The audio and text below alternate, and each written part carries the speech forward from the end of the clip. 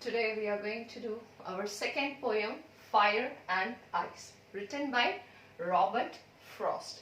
So this is the second poem in your first flight textbook. Now, about this poem, children, this is a symbolic poem. It is a symbolic poem written by Robert Frost. Now, Robert Frost has written this poem as he was inspired by a book called Dentist's Inferno. Dentist's Inferno.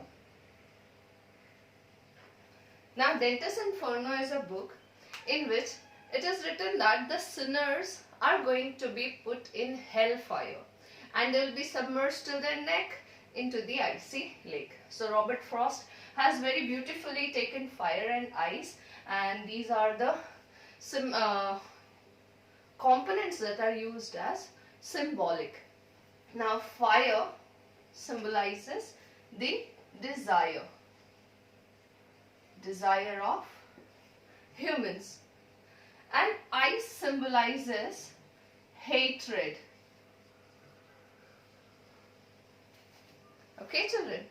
So, ice symbolizes hatred. So, thus we come to know that this is a symbolic poem, Fire and Ice, in which fire symbolizes desire and ice symbolizes hatred. Let us see what Robert Frost has tried to depict in this poem. Let us read the poem.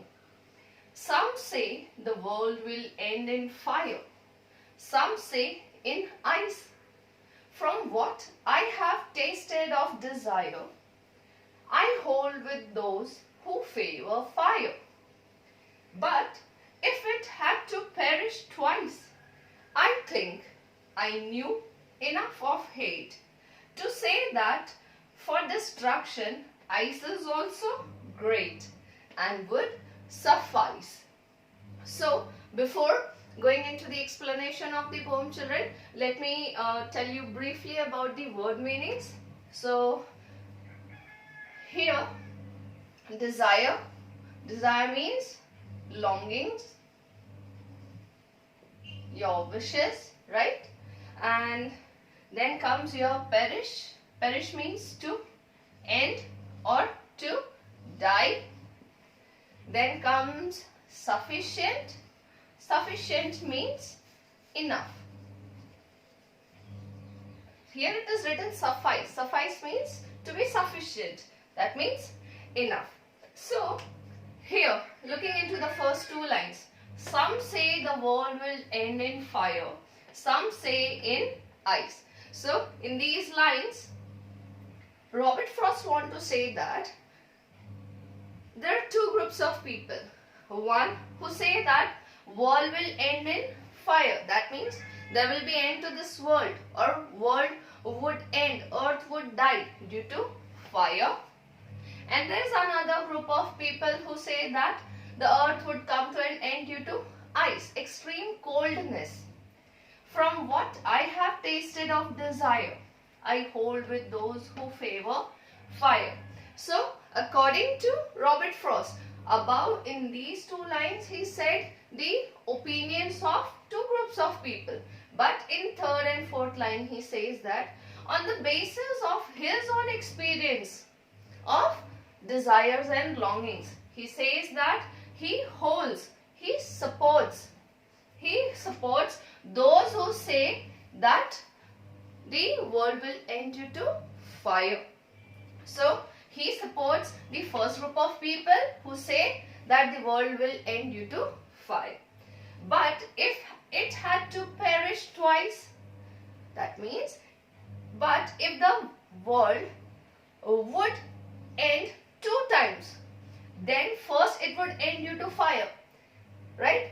And for the second time, when it has to come to an end, but if it had to perish twice, I think I knew enough of hate to say that for destruction ice is also great and would suffice. So here Robert Frost tells us that he knows lot of hatred among people. That is enough to end the world for the second time. But if it had to perish twice, if the world would have to end two times, then first it will end due to desire, the fire, and second time it is going to end due to ice. Here it is.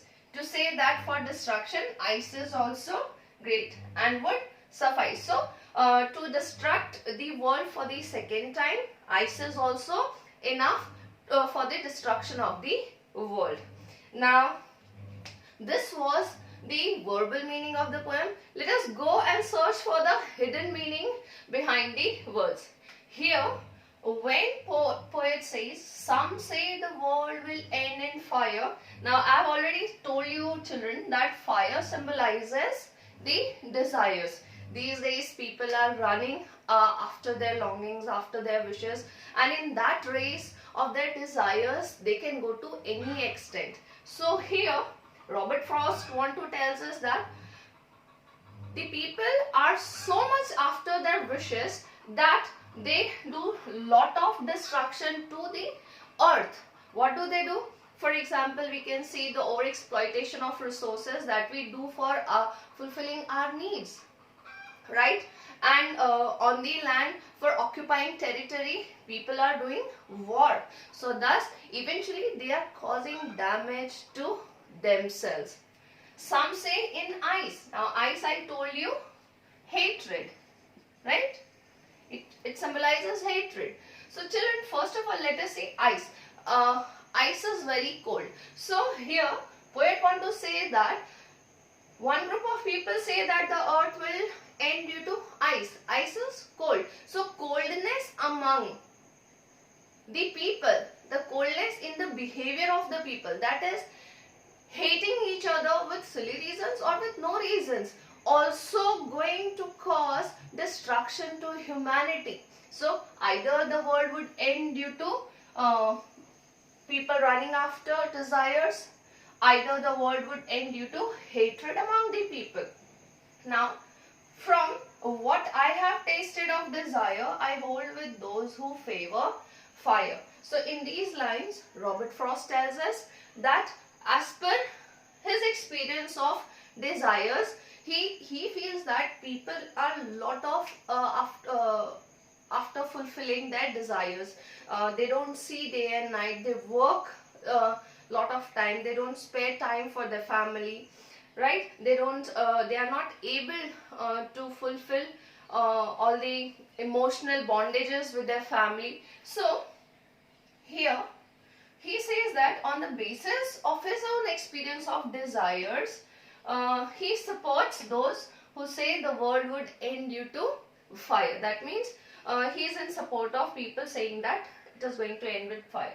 Now, but if it had to perish twice, so if the world after the first time destruction, if it has to come to an end for the second time, the world would end due to ice, that is for being cold, right? The world would end because of hatred prevailing in the world.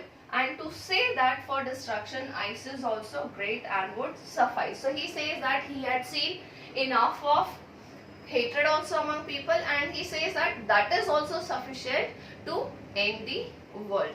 Right children, now we are done with the explanation of the poem. Now let us come to the some literary devices, right?